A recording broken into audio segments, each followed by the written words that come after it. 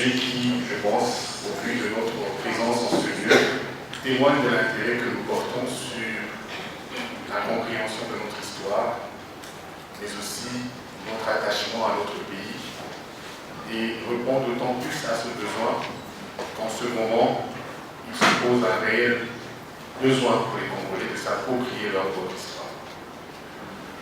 L'intérêt de cette conférence, qui s'inscrira dans une série de conférences citoyennes qui vont aborder des questions essentielles à la compréhension de notre propre contexte, de notre histoire, de notre propre destin commun, va être central et va se focaliser particulièrement sur l'histoire de la sauvegarde de l'intégrité territoriale du Congo. Quelles leçons pour l'avenir? Voilà.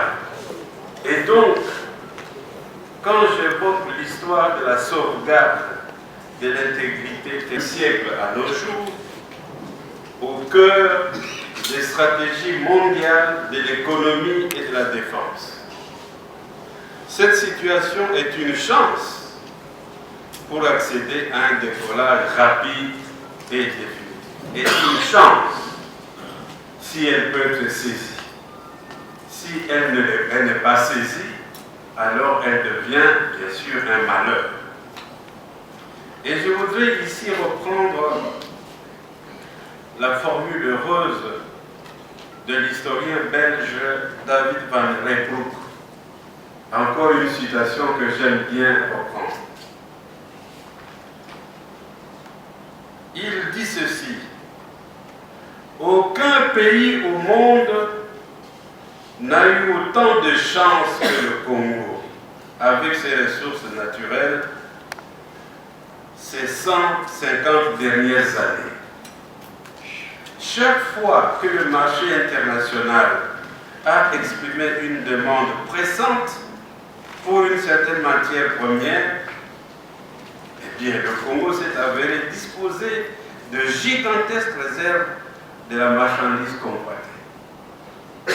Ce fut le cas de l'ivoire à l'époque de la reine Victoria, le caoutchouc après l'invention du pneu gonflable, le cuivre lors de la forte expansion industrielle et militaire, l'uranium durant la guerre mondiale, le coltan à l'ère de la téléphonie mobile.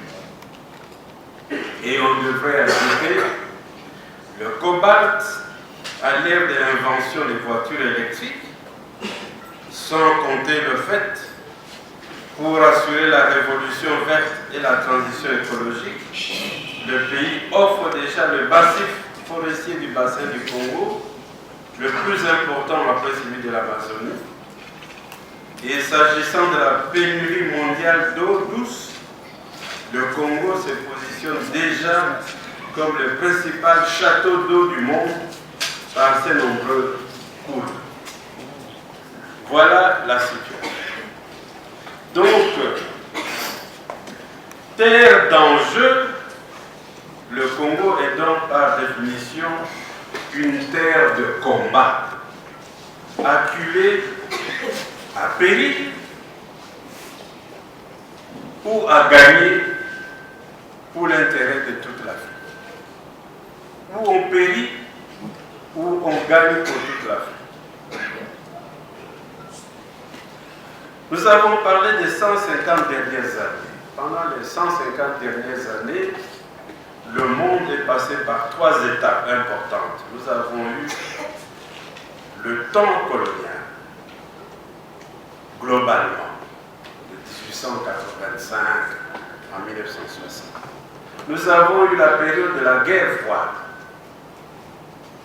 Et nous avons eu la période actuelle, l'après-guerre froide, qui est caractérisée par l'existence de ce monde unipolaire, n'est-ce pas, unipolaire, où les multinationales font la loi et où d'ailleurs l'État semblerait ne plus avoir beaucoup d'importance. Laissez-moi vous dire que pendant les 3 temporalités que j'ai évoquées, il a toujours été question de la balkanisation du Congo. Donc, c'est déjà un élément, je voudrais situer cet exercice dans le temps. Ne croyez pas que nous sommes en présence d'une situation particulière. Elle n'est pas particulière. Dans chaque temporalité, il a toujours été question de la balkanisation. Pendant le temps colonial, je voudrais donner 2-3 cas. Pendant la première fois, j'ai situé 2 cas avant de revenir sur la période actuelle et de dire quelques mots sur ce qu'il faut faire. Pendant l'ère coloniale, d'abord, le monde a failli vivre une première guerre économique internationale. Et l'objet de cette guerre économique internationale, c'était le Congo. En effet, en 1885, après la conférence de Berlin, le Congo a dû accepter, recevoir une partie de l'Afrique centrale qui jusque-là n'était pas encore décidée, la région que nous appelons actuellement le Katanga. On croyait à ce moment-là que c'était une région pauvre. Léopold II comptait surtout sur le Kouilou-Nial, c'est-à-dire le Congo-Brazzaville actuel dans sa partie orientale. Parce qu'il avait perdu le Congo-Niari et il va donc finalement porter son dévolu sur cette région australe qu'est le Katanga. Et donc, jusqu'en 1890, on ne fait pratiquement rien au Katanga. Mais en 1990, tout change. Parce que les Britanniques veulent brusquement s'emparer de cette région. Cecil Rhodes, Premier ministre de la colonie du Cap. Cecil Rhodes, celui dont le nom va être donné à un pays, la Rhodésie. Cecil Rhodes décide d'effectuer une mission pour conquérir les terres septentrionales de l'Afrique du Sud parce qu'il a eu connaissance qu'il y avait justement des minerais. Ce sont les Britanniques qui vont être les premiers à se rendre compte qu'il y avait des minerais au Katanga. Pour ne pas perdre cette partie de son Congo, Léopold II va organiser 3 missions successives. 3 missions successives, en 90, en 93, pour que cela ne tombe pas entre les mains des Britanniques. Et finalement, vous le savez bien, dans la toute dernière mission, il va utiliser la manière forte, c'est-à-dire que le capitaine Bodson va tirer le 20 décembre 1891 une balle sur Mouchidingelengwa, ce que vous appelez quelquefois Mouchidingelengwa, tirer une balle sur lui parce que il n'arrivait pas à se décider. Tantôt il dit oui je veux bien, non je ne suis pas d'accord, oui je donne aux Britanniques. Pour ne pas perdre cette région, on va tuer Msiri et ainsi cette région va revenir au Congo. Mais les Britanniques ne vont pas désarmer. Ils vont se rappeler qu'il y avait tout le scandale des mains coupées avec les caoutchoucs. Et ils vont donc initier le principe de faire une nouvelle conférence pour pouvoir décider de ce qu'on allait faire du Congo, parce que Léopold II s'est montré indigne de diriger cette partie de l'Afrique. L'affaire était très sérieuse parce que non seulement le roi Édouard VII, britannique, était en tête, mais ils avaient intéressé le président des États-Unis, Theodore Roosevelt, qui était d'accord. Et donc, on devait organiser une deuxième conférence de Berlin, si vous voulez, pour voir comment on allait redépecer le Congo pour le donner aux différentes puissances. C'est alors que Léopold II va réagir et précipiter la cession de la Belgique, la cession du Congo à la Belgique. Alors que jusque-là, il n'avait cessé de postposer cette échéance. On lui disait, mais oui, mais vous avez pris le Congo pour pouvoir donner à la colonie. Non, j'ai le temps, écoutez, ne me pressez pas. Mais lorsqu'on arrive à cette difficulté, il va précipiter la cession du Congo à la Belgique en disant que, voilà, de toute façon, ce n'est plus lui, c'est maintenant un pays, et donc il y aura moins de scandales. C'est ainsi donc la décision fut prise en 1917, finalisée par la loi du 18 octobre 1908, que nous appelons la charte coloniale, et donc finalement Léopold II meurt l'année suivante. On dira de chagrin, en tout cas il meurt en 1909. Mais au moins l'unité du Congo a été sauvegardée. Mais malgré cela, la Grande-Bretagne ne va pas désarmer. Elle ne reconnaîtra l'existence du Congo belge qu'en 1913, c'est-à-dire une année avant la Première Guerre mondiale, parce qu'elle avait besoin de faire passer ses troupes par le Congo, et donc il fallait au moins avoir des Congos. Voilà donc un cas. Comment on l'a évité? Un deuxième cas, cette fois-ci de la part des Allemands. Lorsque se tient la conférence de Berlin, le chancelier Bismarck joue le grand rôle. Et l'Allemagne, à ce moment-là, ne semble pas fort intéressée à avoir des colonies. Mais dans la suite, l'Allemagne va estimer que le partage a été mal fait. Mal fait. Il fallait absolument que l'Allemagne puisse avoir également ses colonies. Bien sûr, l'Allemagne avait le Togo, le Cameroun, le sud-ouest africain, qu'on appelle aujourd'hui la Namibie, et plus tard le Tanganyika, mais l'Allemagne trop peu.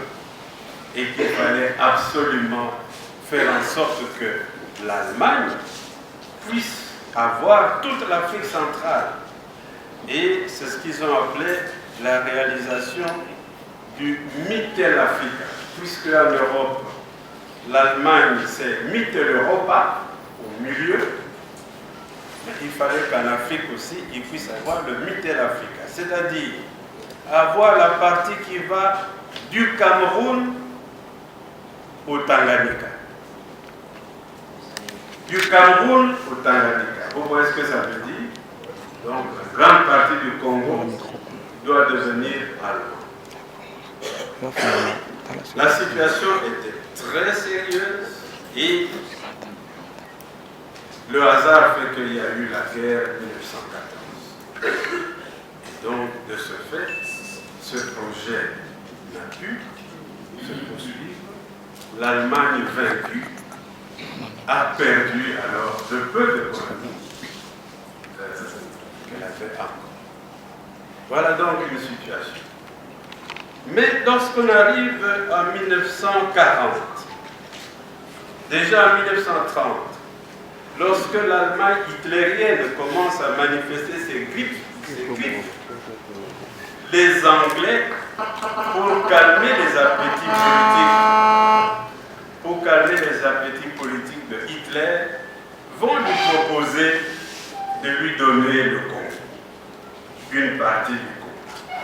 Et le roi Léopold III, malheureusement, qui était germanophone, n'était pas opposé à cette situation.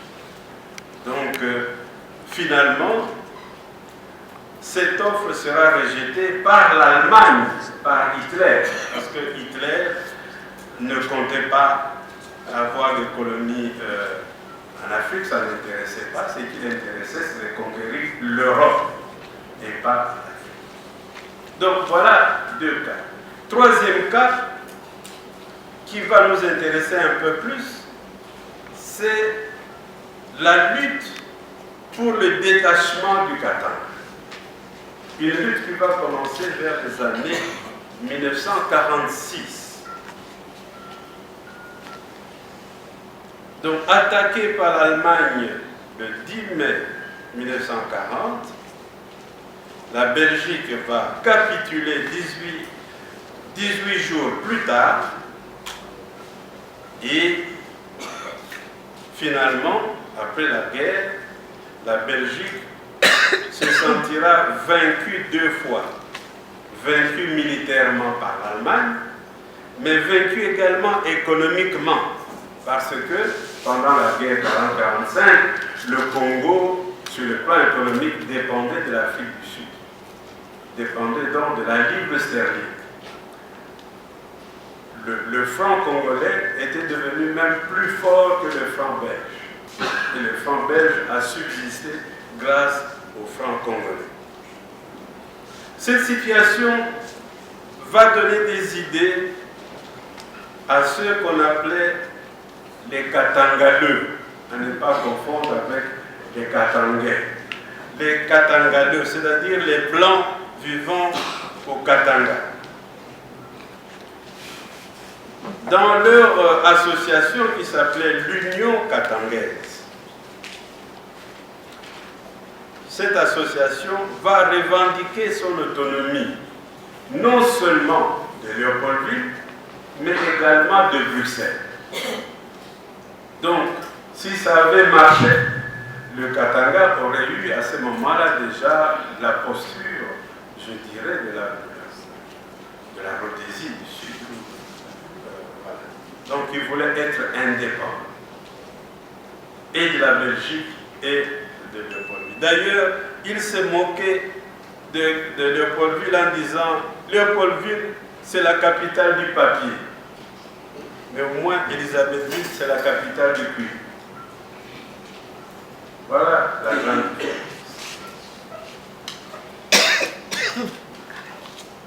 C'est ce projet qui fut congolisé à la suite des frustrations qui naquirent à la suite des élections communales de 1957 à Élisabethville et à Châteauneuf.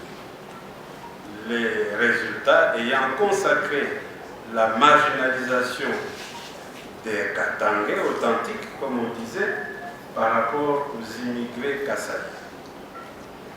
On va donc proposer aux Katangais la cartélisation des associations autochtones, tribales autochtones, pour lutter contre les immigrés qui devenaient trop importants, trop influents. C'est ainsi donc nous allons assister à la réalisation, à la création de la Confédération nationale des tribus du Katanga, la CONACAT.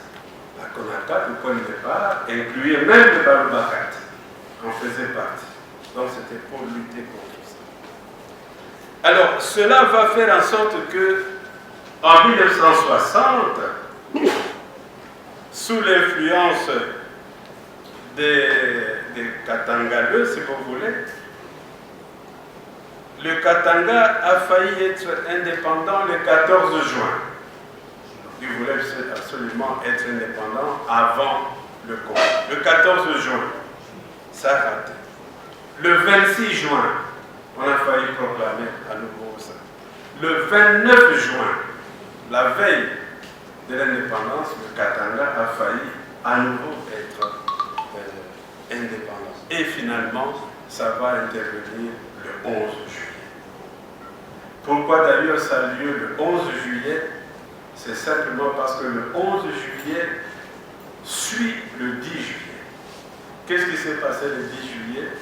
C'est que toutes les troupes de la force publique ont été désarmées.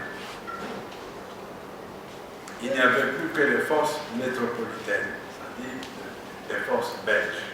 S'il y avait une instance qui pouvait empêcher la proclamation de la sécession catalane, c'était les forces métropolitaines. Eh bien, elles n'en ont rien fait. Et donc, ça a été proclamé. Et c'était très grave parce que c'est là où il y avait la grande concentration des forces militaires. À Kamina, toute l'aviation de la force publique était à Kamina. Elle va donc basculer dans la force publique. Donc voilà comment est-ce que nous avons échappé et nous avons lutté ceci. Alors, lorsque nous arrivons à la guerre froide, nous allons vivre également des situations particulières. Je voudrais ici évoquer deux situations. Ce que j'appellerais le séparatisme comme instrument de chantage politique. Le séparatisme comme instrument de chantage politique. Lorsque le 24 juin, au niveau du Parlement, Kasavubu est élu président de la République,